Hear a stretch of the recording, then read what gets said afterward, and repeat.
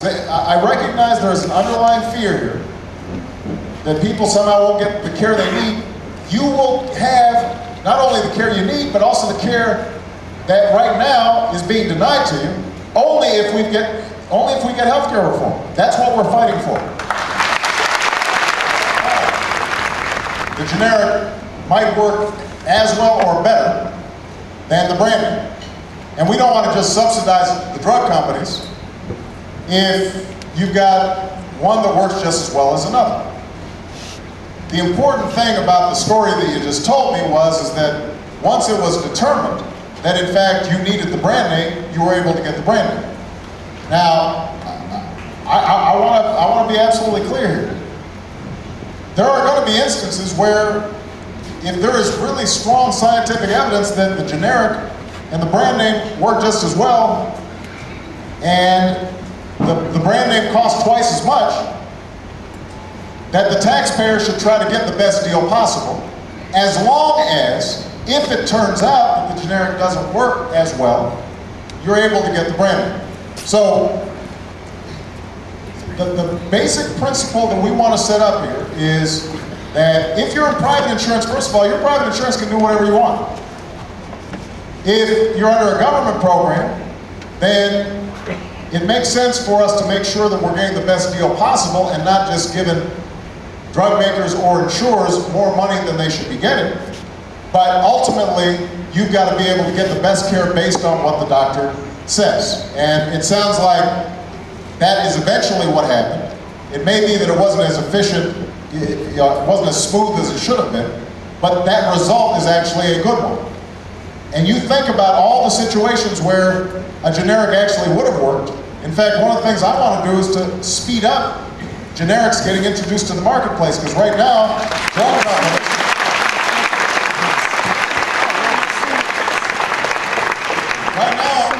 drug companies are fighting so that they can keep essentially their patents on their brand name drugs a lot longer. And if we can make those patents a little bit shorter, generics get on the market sooner, ultimately you as consumers will save money. All right? But it was an excellent question, so thank you. Well, first of all, another myth that we've been hearing about is this notion that somehow we're going to be cutting your Medicare benefits. We are not. The AARP would not be endorsing a bill if it was undermining Medicare. Okay, so I just want seniors to be clear about this, because if you look at the polling, it turns out seniors are the ones who are most worried about healthcare reform. And that's understandable because they use a lot of care, they've got Medicare, and it's already hard for a lot of people, even on Medicare, because of the supplements and all the other costs out of pocket that they're still paying.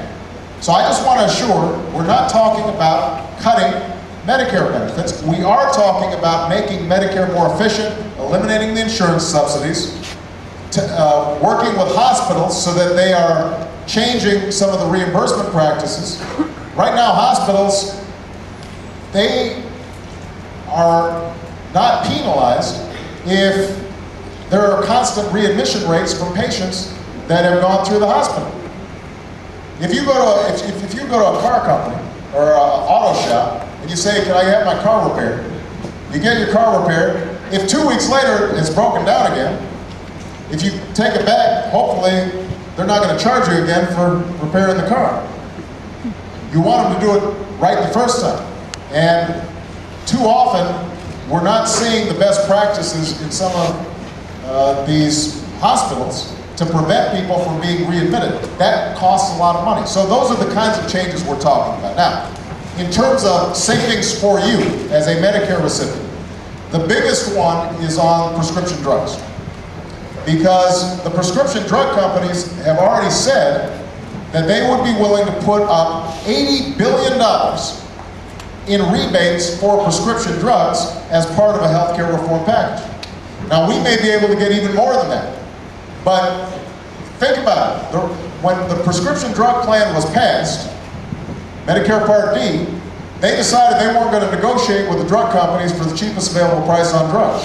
And as a consequence, seniors are way overpaying There's that big donut hole that forces them to go out of pocket.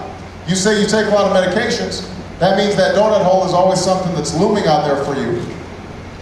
If we can cut that donut hole in half, that's money directly out of your pocket. And that's one of the reasons that AARP is so supportive, because they see this as a way of potentially saving seniors a lot of money on prescription drugs. A single payer plan would be a plan like Medicare for All, or the kind of plan that they have in Canada, where basically government is the only person, is the only entity that pays for all health care. Everybody has a government paid for plan, even though depending on which country, the doctors are still private or the hospitals might still be private. In some countries, the doctors work for the government and the hospitals are owned by the government, but the point is that government pays for everything, like Medicare for All. That is a single payer plan. I have not said that I was a single payer supporter because, frankly, we historically have had an employer-based system in this country with private insurers, and for us to transition to a system like that, I believe, would be too disruptive. So what would end up happening would be a lot of people who currently have employer-based health care would suddenly find themselves dropped, and they would have to go into an entirely new system that we had not been fully set up yet, and I would be concerned about the potential destructiveness of that kind of transition. All right, so I'm not promoting a single payer plan. I am promoting a plan that will assure that every single person is able to get health insurance at an affordable price, and that if they have health insurance, they are getting a good deal from the insurance companies. That's what I'm fighting for. Now,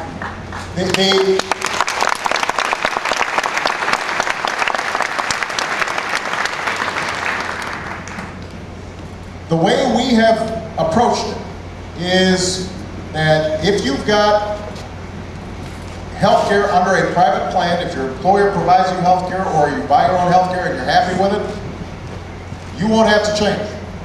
What we're saying is if you don't have health care, then you will be able to go to an exchange similar to the menu of options that I used to have as a member of Congress, and I can look and see what are these various private health care plans offering, what's a good deal, and I'll be able to buy insurance from that exchange, and because it's a big pool, I'll be able to drive down costs. I'll get a better deal than if I was trying to get health insurance on my own. This is true, by the way, for small businesses as well. A lot of small businesses, they end up paying a lot more than large businesses per person for health care because they've got no bargaining power, they've got no leverage. So we want small businesses to be able to buy into this big pool, okay? Now, the only thing that I have said is that having a public option in that menu would provide competition for insurance companies to keep them honest. Now,